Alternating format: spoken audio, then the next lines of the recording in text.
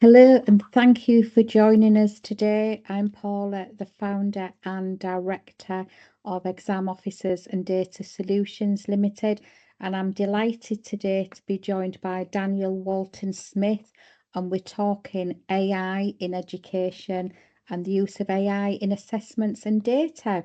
So, Daniel, would you like to introduce yourself to our listeners? Yes, well, as you said, I'm Daniel Walton-Smith. I'm a deputy head teacher currently at a primary school on the Wirral.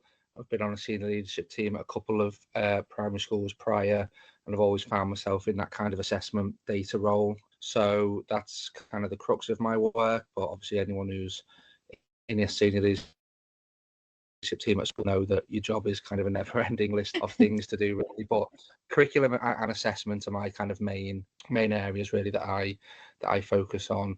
And then outside of that, I do a bit of teacher training of student teachers, and recently as well, I've been working with School Improvement Liverpool on training schools on the use of AI and how they can use it.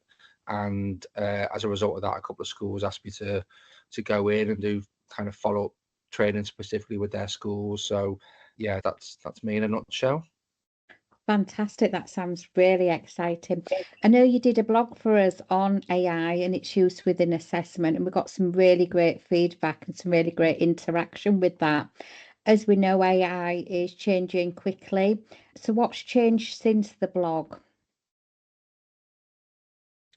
I think, I mean, AI is such a ever evolving and very rapidly evolving area that I think just the main thing is obviously the whole premise of AI is that whatever tool you use, every time anybody asks it something, it's learning in the background. So, if I went back, and put in a prompt the same as that I put in 3 months ago, the chances are now that the AI tool will produce an even better response now because it will have gathered even more data in the background over the last 3 months. So it's kind of ever expanding in that way. I think the other things that are kind of changing all the time with it are there's more and more kind of resources being published by people in terms of giving you like frameworks for prompts and kind of if you put this in but just fill in the blanks, this will get you a stronger or a more kind of accurate response. So kind of that's changing all the time. I think there's more and more stuff coming out now at like a government level. So the Department of Education and the government have released a couple of documents in the last few weeks actually about use of AI and things like that because they're very open to the fact that they think it's a game changer, but it's got to be used correctly and things. So I think the fact that it's getting that kind of support at kind of a top level um, really kind of makes it's going to start making a difference because I think a lot of people have been nervous about it in its kind of infancy. But I think now the fact that, when you've got the Department of Education or government backing it, people are starting now more to go, okay, well, we need to have a little look at what this is then, because if they're going to back us on it at that kind of level, it's clearly, quite a big tool that we can use. So I think they'd be the big ones. I think it's, as I said, it's just getting better all the time. I mean, when I first started using it, you could only really get written it, like text. But even now, in the last couple of months, you can now ask it to create images, posters. So even that has evolved it just in the last couple of months, really, with most of the AI tools. So they get better all the time. The responses are getting better all the time. As I said, the DFE and the government are really backing it in terms of how it can be used properly. And as I said, there's lots and lots of things out there now where people are giving you like a template for a Mm. prompt. But there's one of the big issues I found when I was first kind of started to teach people how to use it is people were getting frustrated that they were asking it to do something and its first response isn't what they wanted. So it was having to teach people that the stronger it's an output system effectively. So the stronger Yes. the input, the better the output is.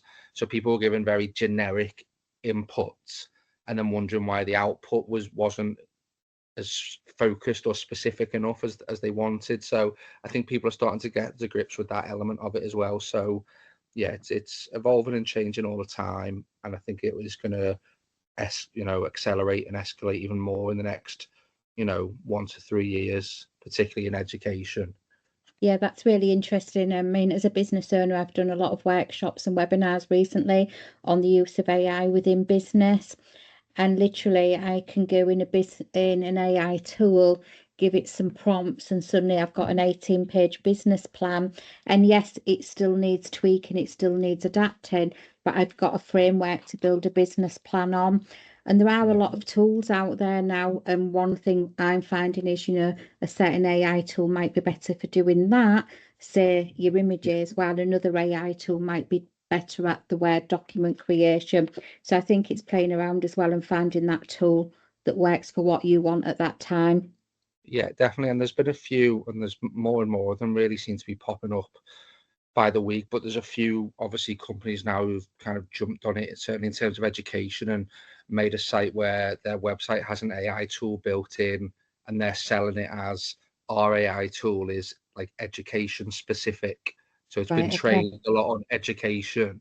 I won't mention any Mm, name specific ones, but there's a few out there, and any of the listeners that are teachers probably will know the ones I'm talking about. And I think they're good ones for when you're first starting off, because it gives you a flavor of the type of thing an AI can do. So these are ones where, if you go on the generic AI ones, you literally just type in the prompt. But these education specific ones, you can log in, and it's got like 50 different tools. So if you say, for example, I want to make a school development plan for the school, you can click on the school development plan tool, and it opens it up, and there'll be certain boxes where it says fill in these boxes, and then I'll right. make you a school development plan. However, I would say, this is just my personal opinion, that the quality of what you get from those ones, I don't actually think is as strong as the more generic ones. And I think Right. that's a database thing where Mm, they get data from.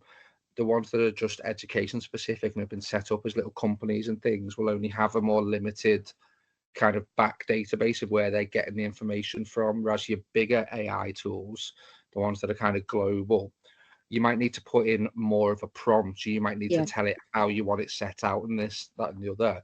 But the information that it's got in the background to look through, I think produces a better. If you get the prompt right, I think they produce a better outcome than some of the education specific ones. The education ones might catch up, Yes. they haven't been around as long and stuff. But that's been my personal kind of experience of them really so far. Right. Fabulous. And I know you said you've been supporting other schools with AI training, going in and giving some sort of guidance. What barriers do you, do you think people are still facing, or what barriers are you coming up against about people embracing AI?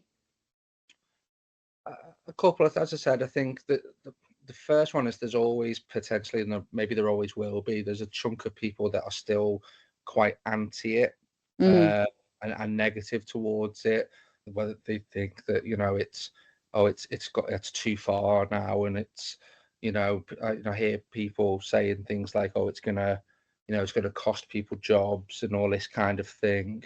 um and I think that's something the world needs to be mindful of in terms of the use of AI. From a teacher point of view, I personally and wholeheartedly do not believe that we will ever get to a point where there doesn't have to be a teacher in the classroom. I just don't see how that works.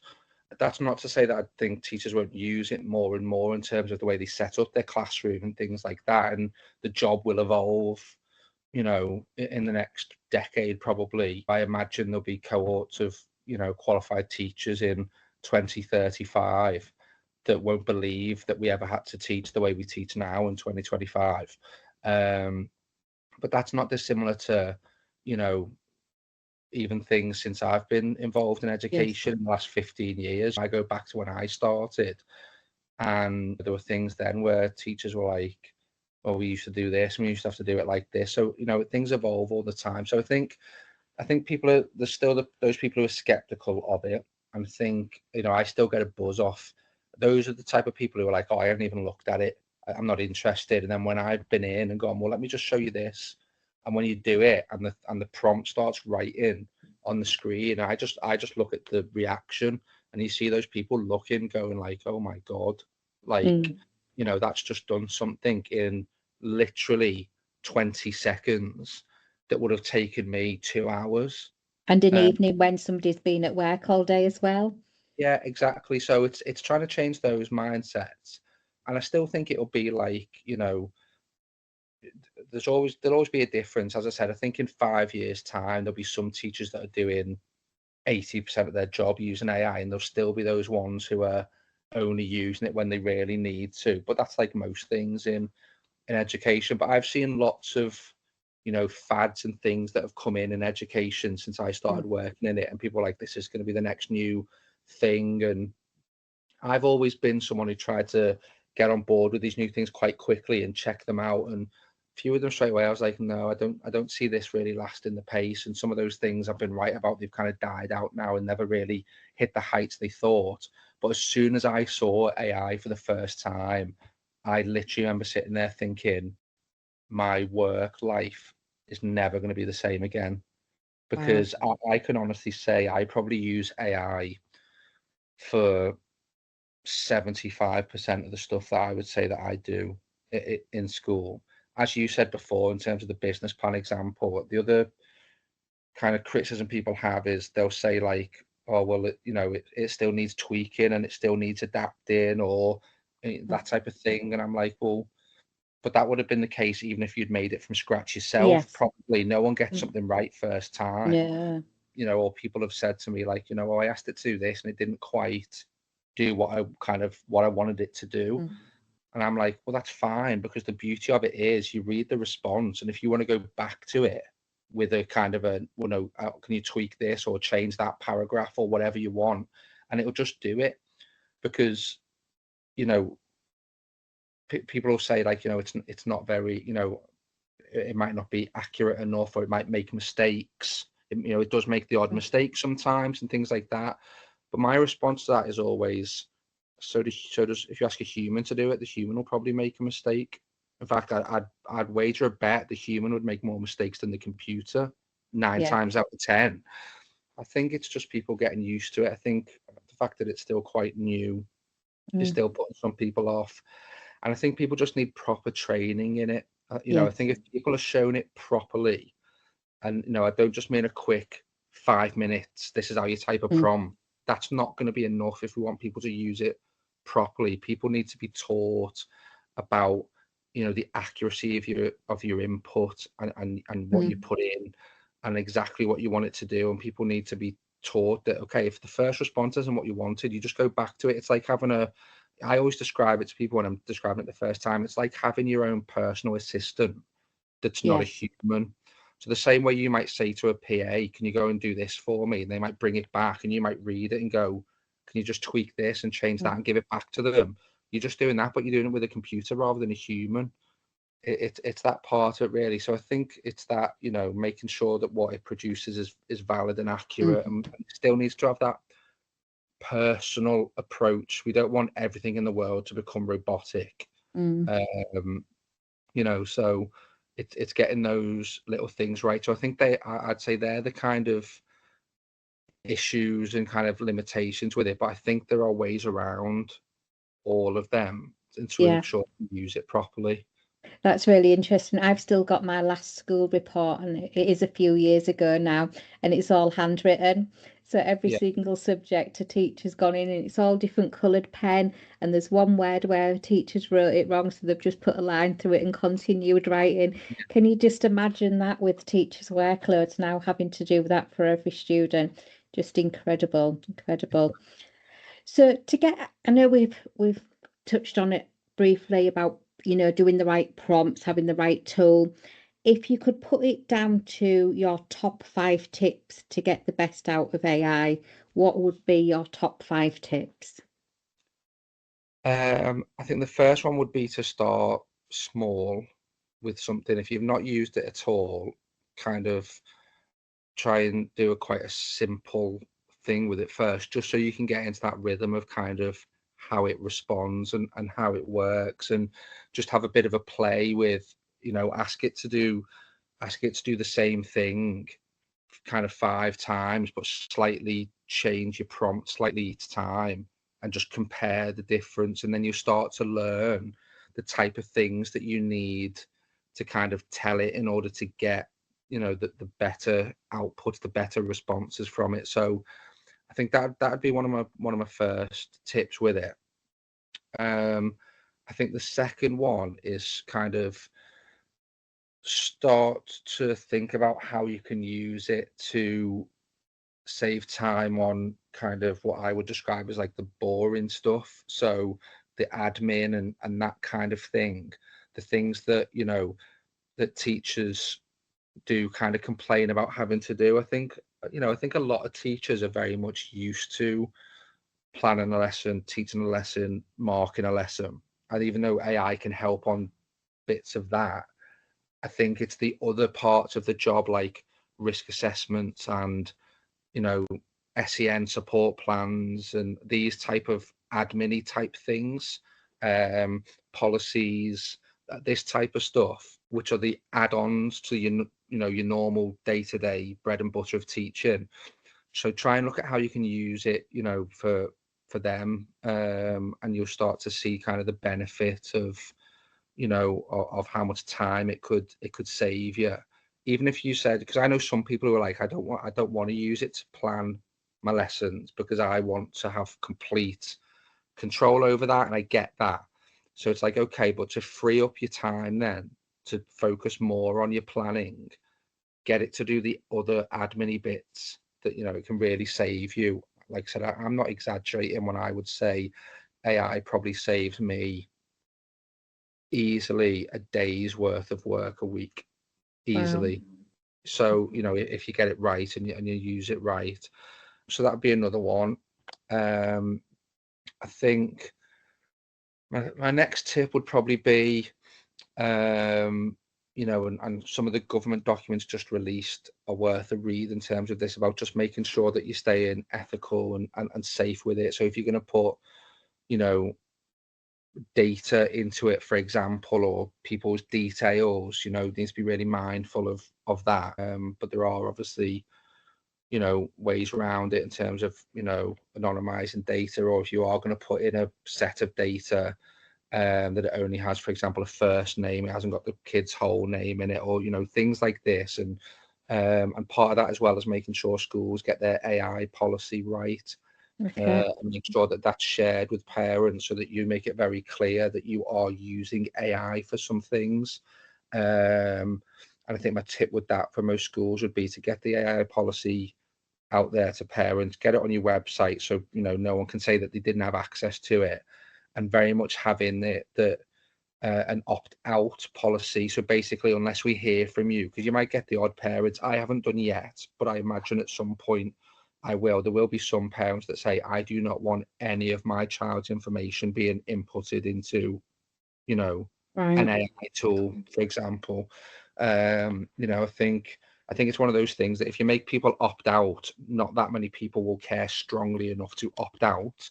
But if you say, if you ask the whole school to opt in, I think it's the type of thing where people are like, well, I can't be bothered filling the form in to opt in. So I'd make sure your AI policy is very much this is what we're going to use it for. If you don't want us to, then let us know. You need to opt out. So I think that'd be, the other one, the kind of the ethical side of it. I think the biggest one as well, as I said before, I think a lot of teachers, I know some teachers that don't want to use it for the kind of planning part of the, and teaching part, but lots and lots of schools now use schemes of work for lots of subjects, and schemes of work were brought in a bit like AI. Schemes of work came in as a workload thing so that teachers didn't have to plan from scratch. It was kind of, here's the planning type of thing. You've just got to tweak it and teach it for your class.